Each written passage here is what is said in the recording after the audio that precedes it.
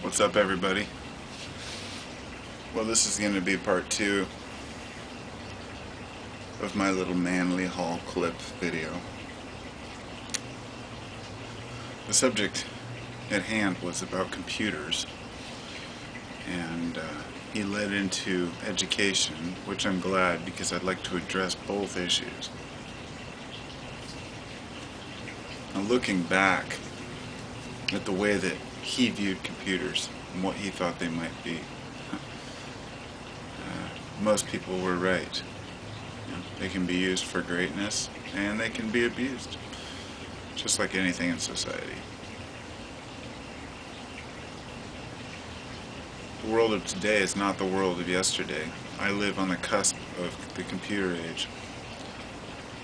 The internet didn't really become very popular until I was about 20, so I had the period of time where I could live without it growing up, but I understand what it is and how to work it now, and I see how the people of today, that's what they live with, and those of yesterday, that's what they didn't live with, and then there are those of us in the middle. And like it or not, the computer age is here, but I wouldn't say to stay. It would take a very small amount of magnetic disturbance to wipe out the grid, which in that case, without electricity, most of our computers would be more or less useless. But, so you know, computers are great, but they're temporary. It's not something set in stone. We're not building pyramids for the future by designing computers, is what I'm saying. Information comes and goes.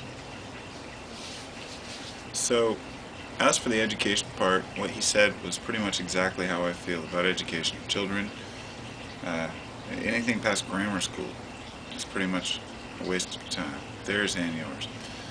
And a lot of people send off their kids to school to get rid of them, in a way, so they don't have to pay a babysitter or whatnot. Not that that's the driving reason behind it, but it's an extra bonus for a lot of people. And it's easy to just keep them in there after grammar school and let them go through junior high and high school and just hope that they do the best. I just sent my child off to kindergarten last week for his first week, and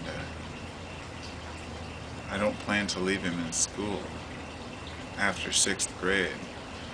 I plan to educate him on what I consider to be not just the basics and fundamentals of mathematics, reading, arithmetic, writing, whatever.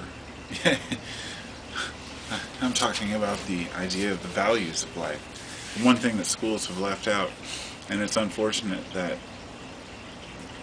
those values that were being taught, at least in America, were being taught religiously, which caused a lot of turmoil. I can see it from the Christian's point of view, to where they want to keep prayer in schools because they believe that it instills a value in children. Of course, those who aren't Christian don't believe that this is a value. So I can agree with that, and I think that there's more freedom to practice what a person wants. The problem is the freedom is not being filled. Nobody's practicing anything. And the children aren't even allowed to pray or practice on their own, which I think is wrong too.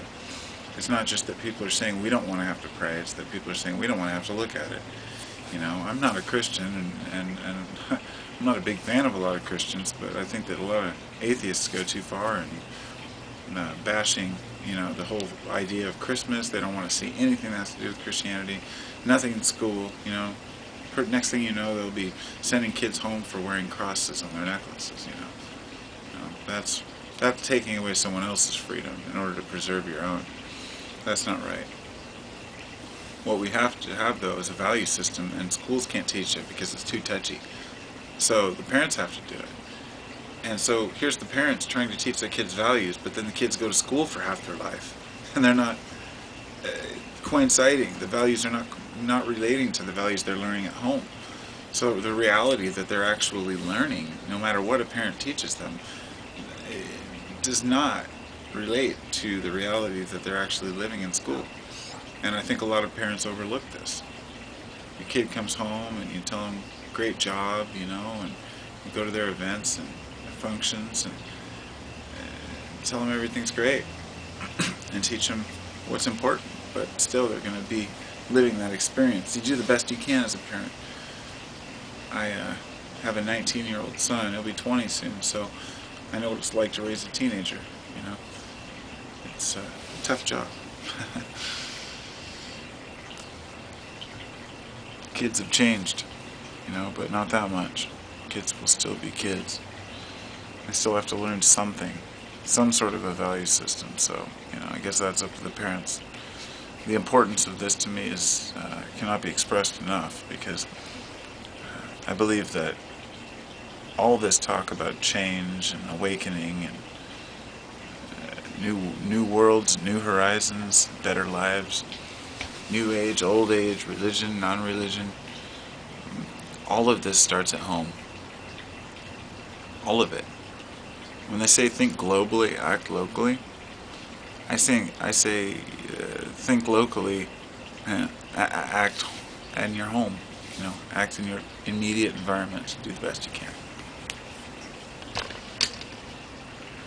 That's all we really can do.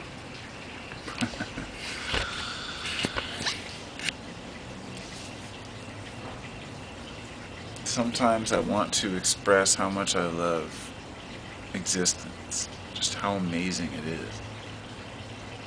Sometimes I'm overwhelmed by it.